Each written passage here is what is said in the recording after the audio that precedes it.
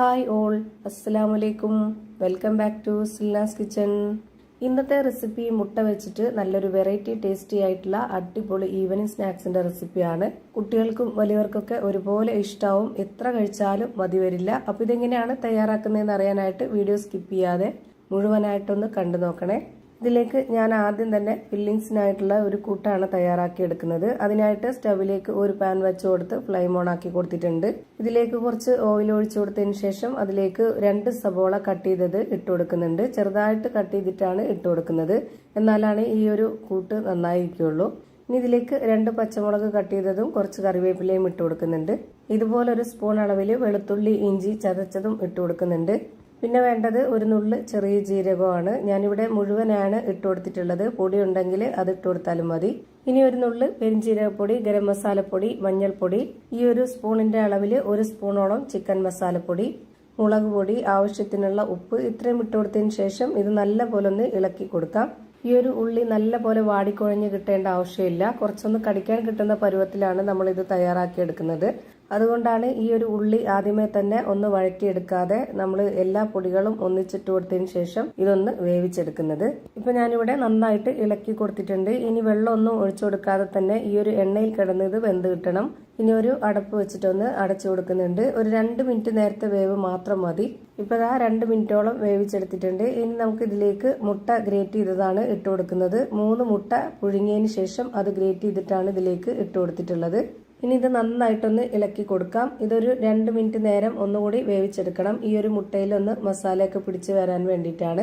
അപ്പോൾ ഇത് ഒന്നുകൂടി ടേസ്റ്റ് ആയിട്ടിരിക്കും. അപ്പോൾ നമ്മുടെ സിൽനാസ് കിച്ചൺ ചാനൽ ആദ്യമായിട്ട് കാണുന്നവരാണെങ്കിൽ പ്ലീസ് ഒന്ന് സബ്സ്ക്രൈബ് ചെയ്തേക്കണേ. ഒപ്പം തന്നെ ഈ വീഡിയോസ് നിങ്ങൾക്ക് ഇഷ്ടപ്പെടുകയാണെങ്കിൽ ഒരു ലൈക്ക് ചെയ്ത് ഷെയർ ചെയ്ത് സപ്പോർട്ട് ചെയ്യാനും മറക്കരുതേ.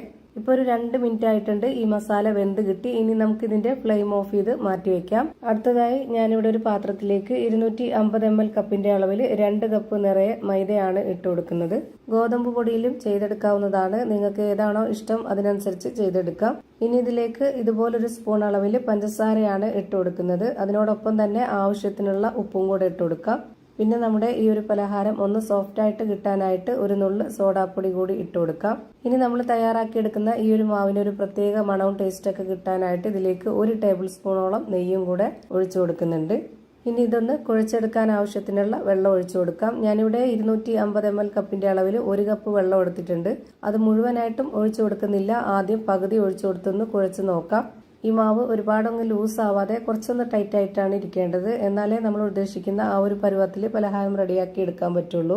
ഇപ്പൊ ഇതിന്റെ പരുവം കറക്റ്റ് ആയിട്ടില്ല. കുറച്ചുകൂടി വെള്ളം ഒഴിച്ചു കൊടുക്കാം. ഇത്രയും വെള്ളം മതി. ഇപ്പൊ ഇതിലേക്ക് ഞാൻ ആകെ എടുത്തിട്ടുള്ളത് 250 ml കപ്പിന് 1/4 കപ്പ് അളവിലുള്ള വെള്ളമാണ്. ചപ്പാത്തിക്കൊക്കെ വേണ്ടി മാവ് തയ്യാറാക്കി എടുക്കുന്ന ആ ഒരു പരുവത്തിലാണ് നമ്മളിത് തയ്യാറാക്കി എടുക്കുന്നത്. ഈ ഒരു മാവ് തയ്യാറാക്കി എടുക്കുമ്പോൾ കയ്യിൽ ഒട്ടിപ്പിടിക്കുന്നുണ്ടെന്നുണ്ടെങ്കിൽ കുറച്ച് ഓയിലും കൂടെ ഒഴിച്ചു കൊടുത്തിട്ട് ഇതുപോലെ കുഴച്ചെടുക്കാവുന്നതാണ്. ഞാനിപ്പോൾ ഇതാ കുഴച്ചെടുത്തിട്ടുള്ള പരുവം ഇതാണ്. ഇനി നമ്മുടെ കയ്യിൽ ഒട്ടിപ്പിടിക്കാതിരിക്കാനായിട്ട് കുറച്ച് ഓയിലൊന്ന് തടവിയതിനു ശേഷം ഇതിൽ നിന്ന് കുറച്ച് മാവ് എടുത്തിട്ട് ആദ്യം ഇതേപോലെ ഒന്ന് ഉരുട്ടിയെടുത്തിട്ട് ഒന്ന് പ്രസ് ചെയ്ത് കൊടുക്കാം. എന്നിട്ട് നമുക്ക് കൈ വെച്ചിട്ട് ഒന്ന് പരത്തിയെടുക്കണം. ഇതിനുള്ളിലേക്ക് ആ ഒരു മസാല വെച്ച് കൊടുക്കാൻ വേണ്ടിയിട്ടാണ്. ഞാനിപ്പോൾ ഇതാ ഫില്ലിങ്സ് വെച്ച് കൊടുക്കാനുള്ള ആ ഒരു പരുവത്തിൽ റെഡിയാക്കി എടുത്തിട്ടുണ്ട്. ഇനി ഇതിനുള്ളിലേക്ക് 1 സ്പൂണോളം വെച്ച് കൊടുത്തിട്ട് ഈ മാവ് ഇതുപോലെ വക്കൊന്ന് ഒട്ടിച്ചു കൊടുത്തിട്ട് ഇതുപോലെ ഒന്ന് കൂട്ടിപ്പിടിച്ച് ആ ഒരു ഷേപ്പിൽ റെഡിയാക്കി എടുക്കുക. ഈ ഒരു ഷേപ്പിൽ തന്നെ റെഡിയാക്കി എടുക്കണമെന്ന് ഒരു നിർബന്ധമില്ല. ഓരോരുത്തർക്കും ഏതാണോ ഇഷ്ടം ആ ഒരു രീതിയിൽ ചെയ്തെടുക്കാവുന്നതാണ്. ഞാനിപ്പോൾ ഇതിന്റെ വക്ക് ഭാഗം പൊട്ടിപ്പോവാതിരിക്കാൻ വേണ്ടിയിട്ട് ഇതുപോലെ ഒന്ന് കൂട്ടിപ്പിടിച്ച് ഇതിലേക്ക് അമർത്തി വെച്ച് കൊടുക്കുന്നുണ്ട്. എന്നിട്ട് നമ്മുടെ കൈയുടെ ഉള്ളിൽ വെച്ചിട്ട് ഒന്നുകൂടി ഒന്ന് പ്രസ് ചെയ്തതിന് ശേഷം ഈ ഒരു രീതിയിൽ ആക്കി എടുക്കാവുന്നതാണ്.